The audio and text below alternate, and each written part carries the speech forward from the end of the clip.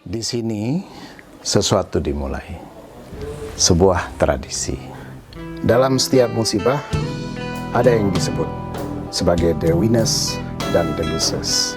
Mari kita jadikan diri kita sebagai the winners. Kita bukan sedang ditimpa musibah, tapi kita sedang ditempa dengan musibah. Be kreatif dan gunakan setiap kesempitan untuk kesempatan meningkatkan kapasitas diri, meningkatkan daya saing. Menulis itu bukan soal bisa atau tidak bisa, tapi menulis itu adalah sebuah tradisi. Oleh karena itu, mari kita bangun tradisi menulis.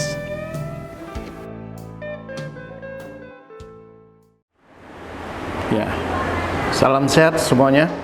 Bertemu kembali dengan saya Irwan Abdullah dalam kuliah kebudayaan. Pada hari ini secara khusus saya ingin kembali mendiskusikan soal the body, tubuh manusia sebagai sebuah konstruksi sosial. Dan pada saat kita bicara tubuh manusia sebagai konstruksi sosial, kita ingin menganalisis sebenarnya bagaimana tubuh yang sebelumnya merupakan satu konstruksi biologis, genetis. Kita dilahirkan dalam satu kodrat seperti laki-laki, perempuan, ya. Dari bayi kemudian tumbuh menjadi besar, dewasa. Tapi di dalam konteks sosial, tidak hanya sekedar tubuh itu memiliki ciri-ciri biologis genetisnya dengan ukuran-ukuran yang berlaku, tetapi juga diberlakukan ukuran-ukuran sosial dengan prinsip-prinsip sosial yang itu ditentukan ya, oleh berbagai kekuatan. Nah, kekuatan-kekuatan itu dulu kita mengenal kekuatan teknologi, ya, di mana tubuh manusia itu mendapatkan satu bantuan teknologi untuk menjalankan berbagai aktivitas. Dulu misalnya kita tahu orang melakukan banyak aktivitas dengan tangan kosong, ya, mengerjakan banyak pekerjaan. Tapi kemudian orang menciptakan alat untuk membantu supaya tubuh manusia tidak didera ya, oleh berbagai aktivitas. Banyak sekali peralatan memasak, ya, peralatan dapur, peralatan pertanian yang dihasilkan yang mempengaruhi tubuh manusia. Hari ini secara khusus kita ingin lihat konstruksi tubuh manusia itu juga konstruksi media, di mana media di sini bukan sekedar sebagai alat ya, yang menghubungkan antar manusia seperti telepon yang menghubungkan antar manusia ya, atau berbagai perangkat ya, yang menghubungkan manusia satu dengan manusia lain, tapi juga kita melihat adanya satu proses mediatisasi di dalam konstruksi tubuh manusia. Jadi ukuran-ukuran tubuh ya, dan berbagai definisi tentang tubuh itu mengalami mediatisasi karena apa? Karena kekuatan-kekuatan media, logika-logika media itu mempengaruhi dan memberi nilai atas tubuh seseorang. Jadi sungguhnya tubuh itu bukan saja termediakan ya, termediakan oleh berbagai iklan yang mempengaruhi bagaimana pembentukan tubuh ya. Kita tahu iklan tentang whitening, iklan kosmetika, iklan berbagai alat masak ya, berbagai makanan ya, yang itu berurusan dengan tubuh manusia seperti makanan kesehatan ya. Jadi orang sangat concern dengan kesehatan dan itu mendapatkannya informasi melalui iklan.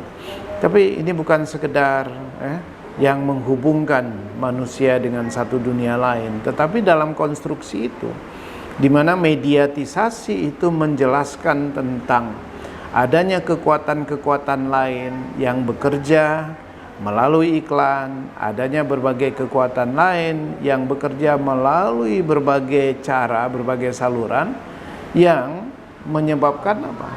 Menyebabkan ya, konstruksi dari tubuh manusia itu mengalami perubahan atau mengalami pembedaan satu dengan yang lain. Ya, kita tahu proses mediatisasi itu juga menjadikan apa? Menjadikan konsep atau nilai tentang tubuh itu menjadi begitu terdiferensiasi karena pengetahuan-pengetahuan yang terdapat dalam sosial media, dalam berbagai media, itu pengetahuan yang beragam. Jadi proses mediatisasi itu terjadi ketika berbagai kekuatan dan kepentingan itu bekerja atas tubuh manusia, sehingga terjadilah berbagai konflik nilai. Apakah hari ini kita sedang bercerita tubuh yang langsing itu sebagai tubuh yang bagus, atau tubuh yang berisi, yang cukup punya tenaga untuk bekerja? Apakah itu? Bagaimana hubungan antara tubuh dan jiwa? Tubuh dan jiwa seperti jiwa dan raga. Jadi rejim lain di dalam teori-teori ilmu sosial, kalau kita lihat dulu, selalu menghubungkan antara mind and body, ya. Jadi pikiran-pikiran manusia seperti mindset, ya, dan tubuh. Sebenarnya kita ini lebih mengutamakan apa? Apakah mengutamakan tubuh, tampilan fisik, atau sebenarnya gagasan, pikiran, intelektual? Kerja fisik itu berbeda dengan kerja intelektual, ya. Jadi pada dasarnya kerja intelektual jauh lebih mendapatkan apresiasi dan bayaran lebih mahal dibandingkan kerja fisik seperti buruh misalnya. Nah, jadi konteks media, dia bekerja dengan ideologi-ideologi tertentu untuk membangun perbedaan-perbedaan atau menegaskan perbedaan-perbedaan, dan dengan cara itu sebenarnya dia tidak hanya sedang mengkonstruksikan suatu realitas, tapi juga mereproduksi nilai-nilai yang ada di dalam masyarakat.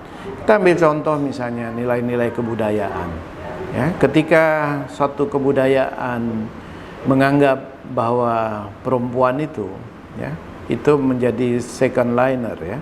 Jadi yang dinomorduakan dibandingkan laki-laki, ya, termasuk, ya, pembagian waris, ya, perempuan mendapatkan 1/2 daripada laki-laki, tentu saja dengan logika-logika dan reasoning agama, ya. Tapi itu diartikulasikan dan dibaca, ya, sebagai satu konstruk yang menunjukkan ketidakadilan. Nah, di dalam proses yang kita bicarakan ini sebenarnya adalah perbedaan-perbedaan hakiki dari manusia, seperti perbedaan gender, perbedaan usia, ya, perbedaan-perbedaan yang dilihat dari ukuran tubuh, ya, itu diberi makna-makna politik dan diberi makna-makna ideologis, ya, mendapatkan pemahaman-pemahaman agama yang kemudian mempengaruhi konstruksi dari tubuh manusia itu sendiri. Jadi hari ini tubuh manusia, ya, tubuh yang dibalut oleh pakaian yang bagus, berjilbab, sopan, itu adalah tubuh hari ini. Saya ingat waktu saya kuliah, ya, itu 1-2 orang yang menggunakan jilbab di kelas, ya. Tapi ketika saya mengajar, itu semakin banyak orang yang menggunakan jilbab. Dan hari ini ya, lebih dari separuh kelas yang perempuan itu menggunakan jilbab, bahkan mayoritas menggunakan jilbab. Itu artinya apa? Ada pergeseran-pergeseran yang mendasar di dalam cara kita memaknai sesuatu, cara kita mendisposisikan tubuh. Dan perbedaan-perbedaan itu, ya, salah satunya dipengaruhi oleh proses mediatisasi. Ketika apa? Ketika pilihan-pilihan individual itu tidak lagi merefleksikan pilihan kolektif, tapi pilihan-pilihan individual itu berdiri di atas kekuatan-kekuatan demokratis, ya, berdiri di atas pilihan-pilihan yang terbuka. Yang keterbukaan itu, kesempatan-kesempatan yang lebih luas itu diperoleh oleh kekuatan-kekuatan media. Dan di dalam proses menegaskan nilai-nilai yang dibawa oleh media itu di belakangnya ada ideologi-ideologi. Ideologi yang membebaskan, ideologi yang mendemokrasikan, ya, ideologi yang membuka wacana-wacana keragaman. Jadi dengan demikian hari ini apa hasilnya?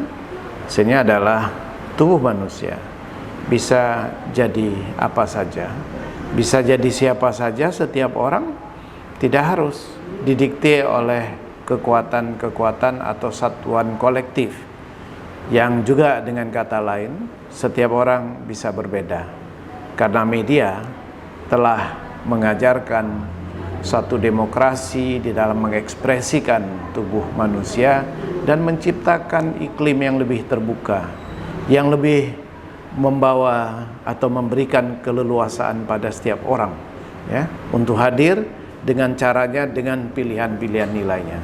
Demikian kuliah kita pada hari ini. Kita lanjutkan dalam kuliah-kuliah kita pada kesempatan mendatang. Ikuti terus diskusi kebudayaan kita. Salam.